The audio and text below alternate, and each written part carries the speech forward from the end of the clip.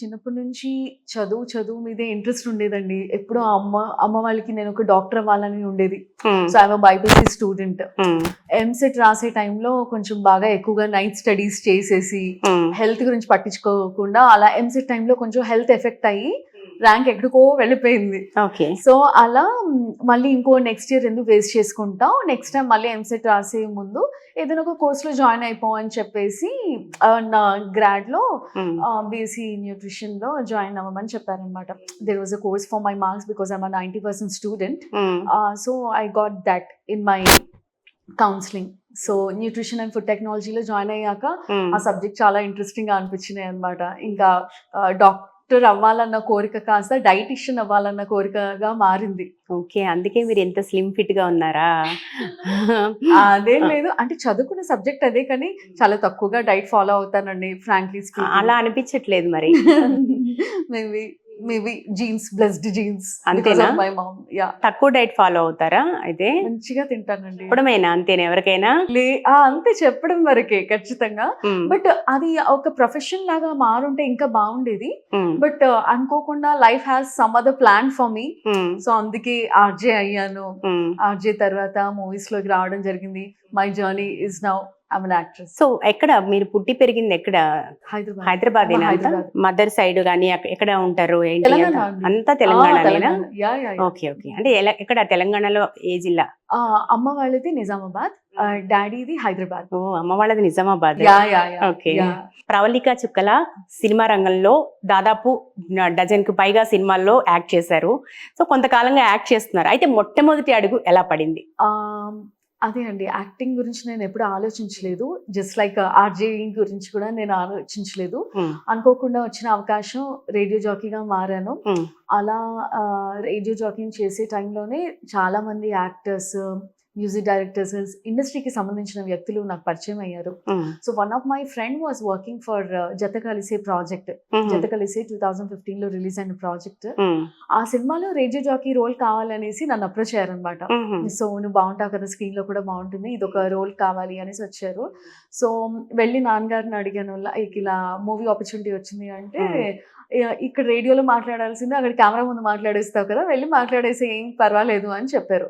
So that way I tried a new thing. Okay, same profession కి సంబంధించిన క్యారెక్టరే కాబట్టి. Exactly, ఇక్కడ వెళ్ళి మాట్లాడేది అక్కడ ఈజీగా మాట్లాడేస్తాం కదా, జస్ట్ ఓన్లీ కెమెరా ఉంటుంది అనేసి వెళ్ళి మాట్లాడేసాం. I was Red FM RJ in that movie. So చెప్పాలంటే ఒక కంటిన్యూస్ 7 minutes ఫుల్ ఫ్రేమ్ లో ఉన్న సీన్ నాది in my first project it self. So ఆ ఎక్స్పీరియన్స్ చాలా బాగుండే. లైక్ ఫిల్మ్ మేకింగ్ ఎలా ఉంటుంది, సెట్స్ లో ఎంత కష్టపడతారో అనేది ఆ ఫస్ట్ మూవీలో నాకు అర్థం అవకాశం వచ్చింది. సో ఆ ఎక్స్పీరియన్స్ చాలా బాగుండే. బట్ ఎప్పుడు యాక్టింగ్ అనేది నా ఆస్పిరేషన్ గా లేకుండే, it was not my aim. Okay. So RJing ని ఎంజాయ్ చేస్తున్నాను, ఇంకో జాబ్ చేస్తున్నాను. సో మై యాక్టింగ్ అనేది ఎప్పుడు అనిపించలేదు. బట్ ఇలా ఆర్జింగ్ చేసే టైంలోనే again one of my friends came forward, ఇలా థియేటర్ ఆర్ట్స్ కోర్స్ భూమిక థియేటర్ గ్రూప్ లో బిగినర్స్ కి స్టార్ట్ చేస్తున్నారు, మేమందరం సరదాగా వెళ్తున్నాం, నువ్వు కూడా రావచ్చు కదా అనేసి అన్నారు. సో సరదాగా ఈవినింగ్ ఫ్రెండ్స్ తో అలా వెళ్ళొచ్చు, అండ్ థియేటర్ ఆర్ట్స్ అంటే ఏంటి, కొంచెం ఇంట్రెస్టింగ్ గా ఉంది అని తెలుసుకోవడానికి అలా వెళ్ళినప్పుడు like it was a 3 months course. అక్కడ ఉన్న వాళ్ళందరూ యాక్టర్స్ అనమాట. They are into different theatre groups, they are theatre artist, సినిమాల్లో ఆల్రెడీ వర్క్ చేస్తున్నారు, యాక్ట్ చేస్తున్నారు. So in that journey of 3 months acting లో ఎలాంటి ఎక్స్ప్రెషన్స్ ఉంటాయి, ఎలాంటి ఆహాభావాలు ఉంటాయి, ఇవన్నీ నేర్చుకున్నాను. So I felt so interested అనమాట. అంటే ఆ ఉన్న 3 months journey I was just talking about cinema, acting. ఆ కోర్స్ చేసిన తర్వాతే మీకు ఇంట్రెస్ట్ చాలా పెరిగింది అనమాట. దెన్ నా ఫ్రెండ్స్ ఇలానే ఎవరైతే యాక్టివ్ ఫ్రెండ్స్ ఉన్నారో they started going to casting calls, auditions. So okay, ఒక సినిమాలో వెళ్ళాలంటే ఇలాంటి ఆడిషన్స్ ఉంటాయి అనేసి నాకు అప్పుడు తెలిసింది. సో అలా ఆడిషన్ స్టార్ట్ చేసిన తర్వాత వచ్చిన అవకాశాలే ఎంసీ, మెంటల్ మదిలో, విజేత అండ్ మహానటి. అలా అలా జర్నీ స్టార్ట్ అయిపోయింది. జనరల్ గా సినిమా రంగం అనగానే చాలా మంది ఇప్పటికీ పెదవి విరుస్తుంటారు, ఇక్కడ నిలదొక్కుకోవడం కష్టము, ఇక్కడ రకరకాల కష్టాలు ఉంటాయి, ముఖ్యంగా అమ్మాయిల గురించి అయితే ఇంకా కొంచెం కాషియస్ గా మాట్లాడతారు. సో అటువంటి పరిస్థితుల్లో మీరు మీ ప్రయాణాన్ని ఒక కోర్స్ ద్వారా ఇంట్రెస్ట్ స్టార్ట్ అయ్యి మీరు స్టార్ట్ చేశారు. ఎట్లా అనిపిస్తుంది మీకు? ఈ ప్రయాణం ఎలా అనిపించింది? కంఫర్ట్ గా ఉందా? అంటే ఇదంతా ఒక హాబీ లాగా స్టార్ట్ చేశానండి. అంటే ఆల్రెడీ ఒక కంఫర్ట్ జోన్ లో ఉన్నాను కదా నేను. సో యాక్టింగ్ కుదిరినప్పుడు ఆడిషన్స్ కి వెళ్ళడం, ఒకవేళ అవకాశం వస్తే యాక్ట్ చేయడం, అలా ఒక హాబీ లాగా రన్ అయినది ఇప్పుడు ఒక ఆస్పిరేషన్ గా మారింది నాకు. So the journey is very interesting. ఖచ్చితంగా కాన్సన్ట్రేట్ ఇనిషియల్ స్టేజ్ లోనే చేస్తుంటే బాగుండేదని ఎన్నోసార్లు అనుకున్నాను. అయితే ఫస్ట్ మీరు ఫాదర్ని మీ నాన్నగారిని కలిసి అడిగానని చెప్పారు, ఇలా ఆర్జేగానే వచ్చింది నాకు అక్కడ అవకాశము ఫస్ట్ క్యారెక్టర్ అని చెప్పి. అయితే నాన్నగారు అప్పుడు జనరల్గా ఆడపిల్లని పంపించాలంటే కొద్దిగా ఆలోచిస్తారు.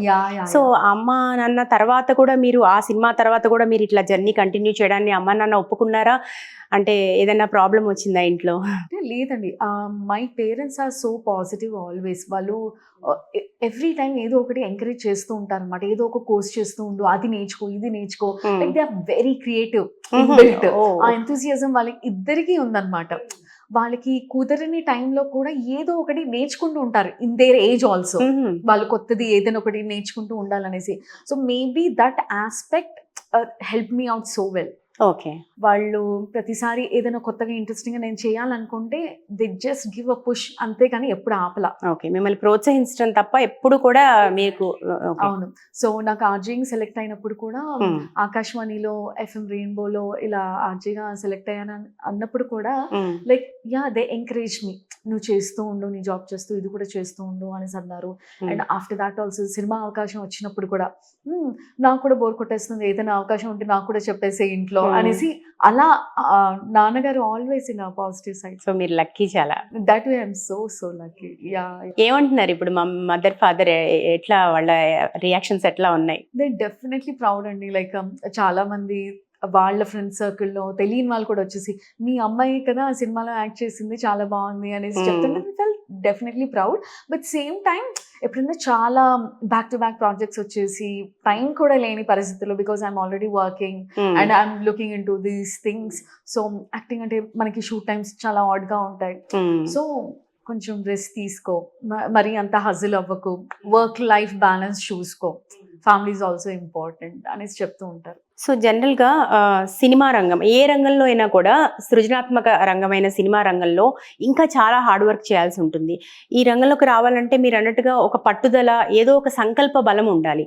సో మిమ్మల్ని జనరల్గా ఆఫ్టర్ అంటే అపార్ట్ ఫ్రమ్ థియేటర్ ఆర్ట్స్ నేర్చుకున్నది కాకుండా ఏంటి మిమ్మల్ని ప్రోత్సహించిన అంశం ఏంటి అసలు బలంగా?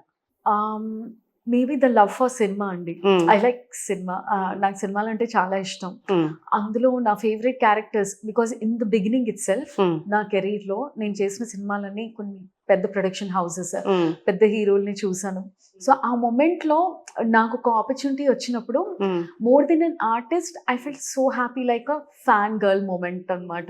నేను ఒక ఫ్యాన్ లాగా నేను దగ్గరుండి చిరంజీవి గారిని చూస్తాను. ఆ మూమెంట్ నన్ను ఎక్కువగా ఎక్సైట్ చేసింది. So after that then I realise when I wanted to be here, నేను ప్రాపర్ గా కాన్సన్ట్రేట్ చేయాలి, చూజీగా ఉండాలి, క్యారెక్టర్స్ ని ఎంచుకోవాలి, బాగా ప్రాక్టీస్ చేయాలి, ఐ షుడ్ ఇమోట్ వెల్ అనేది తర్వాత స్టార్ట్ అయింది. So it all started like a fan, then now it's continuing like an actor. Okay, so రకరకాల షేడ్స్ ఉన్నాయి. సో జనరల్ గా మీ క్యారెక్టర్స్ గురించి ఒకసారి మాట్లాడుకుందాం మనము. మహానటిలో మీ క్యారెక్టర్ కి చాలా అప్రిషియేషన్ వచ్చిందని విన్నాము, అండ్ రాజమౌళి గారు అప్రిషియేట్ చేశారని విన్నాము.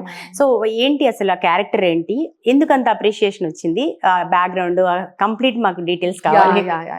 మహానటి లాంటి ప్రాజెక్ట్ కి ఆడిషన్ కి వెళ్ళినప్పుడు ఇది అంత పెద్ద మహా ప్రాజెక్ట్ అని తెలియదండి.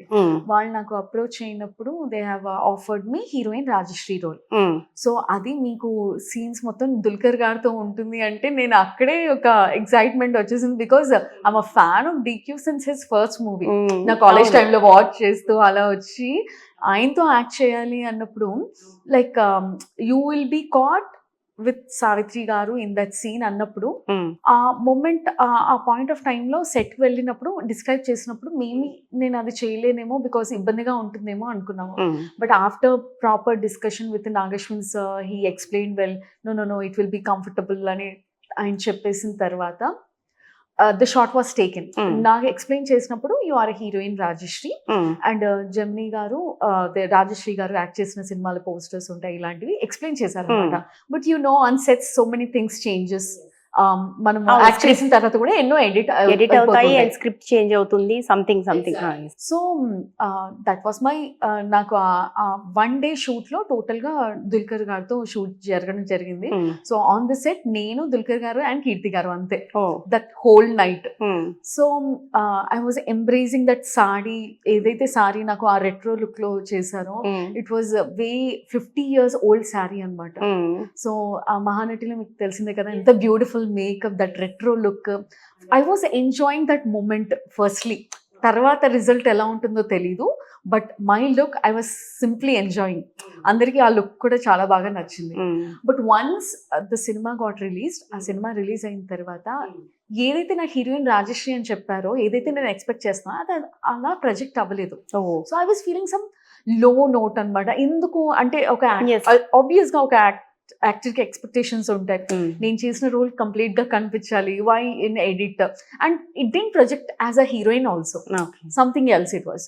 సో ఎందుకని అలా జరిగిందంటే ఏమైనా మీకు ప్రొడక్షన్ నుంచి ఏమైనా ఇన్ఫర్మేషన్ ఉండిందా? It's not about that, maybe the editing only, they know what to keep, what not to keep, that's all.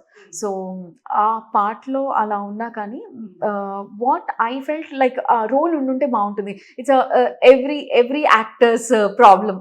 వాళ్ళ రోల్ ఖచ్చితంగా ఉండాలని అనుకుంటారు, సమ్ టైమ్స్ ఎడిటింగ్ వల్ల ఉంచలేరు. So final decision will be the directors and the editors only. So they know best. So అది అయిన తర్వాత success మీట్లో ఎప్పుడైతే రాజమౌళి గారు అందరి గురించి ఎక్స్ప్లెయిన్ చేస్తూ the highlight scene in the movie, the show stopper, ఎప్పుడైతే పుష్పవల్లిని ఇలా సావిత్రి గారు పట్టుకుంటారు అని అన్నారు, it is not Pushpavalli, actually it is Rajashree garu పట్టుకుంటారు. ఆ సీన్ చాలా బాగా వచ్చింది. All the 3 actors acted so well అనేసి అన్నారనమాట. So many friends of mind forwarded that video, scene ని అప్రిషియేట్ చేశారు రాజమౌళి గారు అనేసి. I felt happy. అండ్ ఆ మూమెంట్లోనే కాదు, మహానటి టైంలో సినిమా చూసేటప్పుడు నా రోల్ లేదు అని బాధపడే మూమెంట్లోనే ఆ సినిమా మొత్తం ఫినిష్ అయ్యాక కంట్లో నీళ్ళు వచ్చేసాయి నాకు. ఇంత గొప్ప సినిమాలో at least I'm droplet. I felt so happy being part of that movie. నేను చెప్పుకోగలుగుతాను ఐఎమ్ పార్ట్ ఆఫ్ మహానటి. చాలా అద్భుతంగా తీశారు నాగశ్విన్ గారు, ఒక చిన్న రోల్ అయినా సరే. Exactly that moment I felt so happy. అది రాజమౌళి గారు ఆ సీన్ ని మెన్షన్ చేశాక ఇంకా రెట్టింపు అయింది.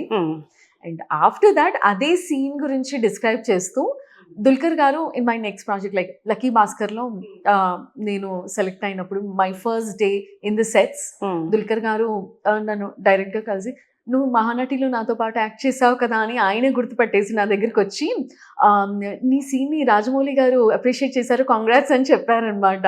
సో ఆయన చెప్పడమే కాదు, అక్కడ సెట్లో ఉన్న వాళ్ళందరికీ కూడా చెప్పడం స్టార్ట్ చేశారు. So I felt double happy. మీలో ఉన్న ఫ్యాన్ నాకు బయటకు వస్తుంది ఆర్టిస్ట్ కంటే కూడా కదా. అండ్ మీరు ఎంజాయ్ చేశారు బాగా, అంటే ఆ రెట్రో లుక్ కానీ ఆ మూమెంట్ కానీ సో మచ్, అది మాత్రం ఎక్స్పీరియన్స్ గా మీకు బాగా మిగిలిపోయింది. సో సంథింగ్స్ హ్యాపెన్స్, ఒక్కొక్కసారి ఇలా జరుగుతూ ఉంటాయి. It's part and parcel of acting అండి. ఏదైనా సినిమాలో చేస్తే కంప్లీట్ మన రోల్ ఉండదు, బట్ ఇట్స్ అన్ ఎక్స్పీరియన్స్. ఉంటే బాగుంటుంది అనిపిస్తుంది కదా.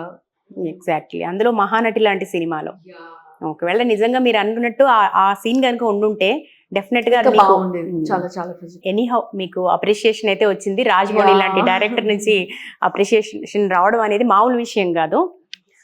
సో లక్కీ అనమాట. సో లక్కీగా మీరు తర్వాత మళ్ళీ లక్కీ భాస్కర్ లో ఆపర్చునిటీ అండ్ దుల్కర్ సల్మాన్ తో మళ్ళీ మీ ఫేవరెట్ హీరోతో యాక్ట్ చేసే అవకాశం, అది ఎట్లా ఆ ఎక్స్పీరియన్స్ ఏంటి, అసలు ఆ అవకాశం ఎట్లా వచ్చింది మీకు? అంటే మహానటి తర్వాత I'm doing all these biopics like NTR Mahanayakudu, Kathanayakudu, Sye Raa Narasimha Reddy, ఇవన్నీ చేసిన తర్వాత సర్ అనే ప్రాజెక్ట్ స్టార్ట్ అయిందనమాట. ధనుష్ గారితో వెంకీ అట్లూరి గారు చేసిన ప్రాజెక్ట్.